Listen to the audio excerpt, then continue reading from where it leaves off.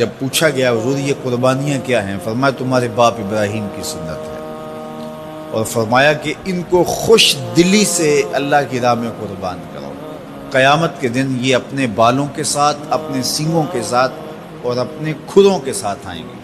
اور یہ بھی ارشاد فرمایا کہ کل پل صراط پر یہ سواریاں بن کے تمہیں پل صراط سے پار لگائیں گے۔ اور جب قربانی کے لیے کوئی شخص جانور خوش دلی کے ساتھ رضائے الہی کے حصول کے لیے ذبح کرتا ہے تو اس جانور کا خون زمین پر گرنے سے قبل یہ عمل قبول کر لیا جاتا ہے۔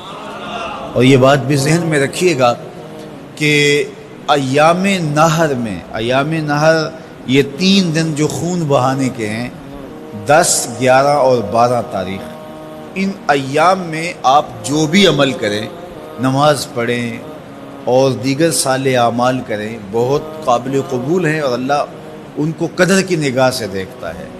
لیکن ان ایام میں جو سب سے زیادہ اللہ کو محبوب عمل ہے وہ راہ خدا میں خون بہانا ہے، قربانی پیش کرنا ہے۔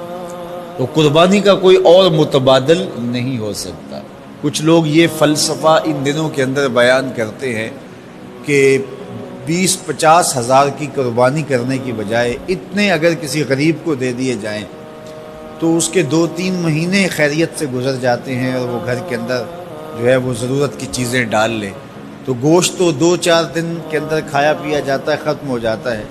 لیکن اگر اتنے پیسے کسی غریب کے گھر دے دیے جائے تو یہ اچھی بات ہے۔ تو اسلام کب اس عمل سے روکتا ہے؟ غریب کی مدد کیجیے، صرف عید کے دن ہی نہیں، مینڈے کی جگہ ہی نہیں، بلکہ اسلام تو راہ خدا میں جانور ذبح کر کے اسی جذبے کو بیدار کرنا چاہتا ہے کہ تمہیں گوشت کی ضرورت بھی نہیں تھی پھر بھی تم نے ذبح کر دیا، تو جہاں ضرورت ہوگی اور تمہاری ہمسائیگی میں، تمہارے اطراف میں جب کوئی غریب ہوگا تو پھر تم اس کے لیے ذبح کیوں نہیں کرو گے؟ اس کے لیے تم قربانی کیوں نہیں کرو گے؟ اِثار کیوں نہیں کرو گے؟ یہاں تو پھر بھی ہم گوشت خود کھا لیتے ہیں یا غرباء میں بانٹ دیتے ہیں، لیکن منا کی وادی میں جہاں لاکھوں قربانیاں پیش کی جاتی ہیں وہاں تو جانور کاٹ کے اس کو ذبح کر کے بس چھوڑ دیا، اس کے گوشت سے غرض ہی نہیں ہوتی۔ زیادہ تر حجاج ایسے ہوتے ہیں جن کو یہ بتا دیا جاتا ہے کہ تمہاری قربانی کر دی گئی ہے، اور وہ فون کال کے انتظار میں یا حکومت وقت کی جانب سے دیے گئے وقت کے بعد حلق کروا دیتے ہیں۔ تو انہوں نے نہ اپنا جانور دیکھا ہوتا ہے، نہ اس کو ذبح ہوتے دیکھتے ہیں، تو صرف انہیں ٹائم بتلا دیا جاتا ہے یا ان کو کال کر دی جاتی ہے تو یہ ان کے لیے کافی ہوتا ہے۔ تو وہاں تو گوشت کھانا بھی مقصود نہیں، تو صرف اللہ کی رضا کے لیے جانور ذبح کرنا۔ تو جب رضائے الہی کے لیے جانور ذبح کرنے کا جذبہ پیدا کر کے تمہیں راہ خدا میں خرچ کرنے کی ترغیب دی جاتی ہے تو پھر تم پورا سال خرچ کرو گے، تمہارے لیے کوئی مشکل اور کوئی مشقت نہیں ہوگی۔